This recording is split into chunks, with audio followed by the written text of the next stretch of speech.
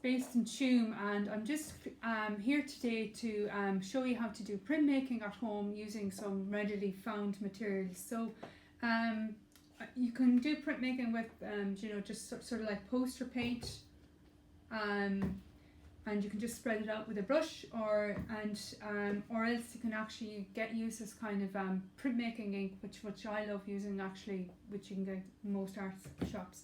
I've just gathered up a few different bits and bobs to print with, so you know, we can ink up the backs of like leaves and things. You can use paper doilies, or you can use kind of cardboard cutouts or feathers or old scraps of fabric. You also need some paper as well. The first thing I'm going to do first is I'm going to actually get some of my ink, and I'm going to spread it out on a bit of Perspex here. If you don't have Perspex at home, anything smooth will work. So say something like a glass mirror or a bit of glass would work perfectly fine. It just needs to be kind of a relatively smooth surface with no kind of grain in it. Some people have even used black plastic bags and things to print on.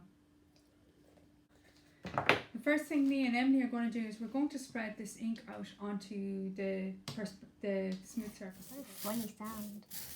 So we have to just pick a leaf. I think this one would be nice. What do you think?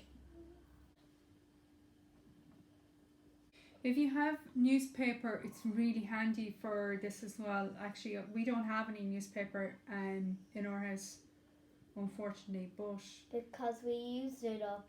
Did we use it? What did we use it for? Burning it in the fire. First, you may put whatever you like to print with onto the printing ink. Then, if you want to do it quicker, you can use a roller ink to press it down. Yeah. Then you simply peel it off, and then you just press it down onto the paper. You ready? Yeah,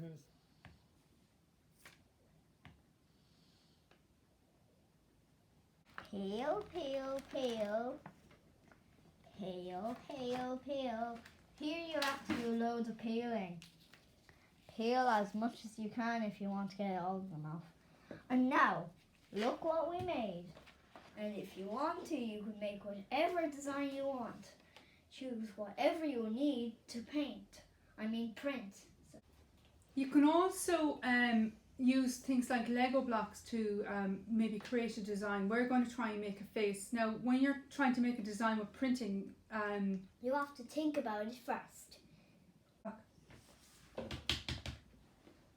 I'm just going to do the pupils of the eyes one.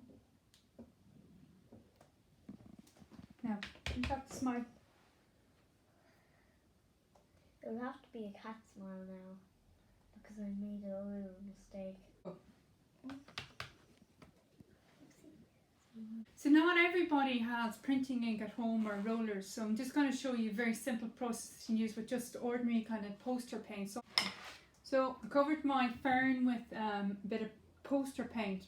What I found with the poster paint is that it doesn't seem to like absorbent surfaces, so it didn't really work with paper, but it's working very well with the leaves. It probably would work quite well with Lego blocks and shiny things like that. Okay, so I placed my fern on the page, making sure there's not too much ink on it or paint. Give it a good hard rub. Cross my fingers, and you can see I've got a lovely print here. So you can get some nice prints using the poster paint.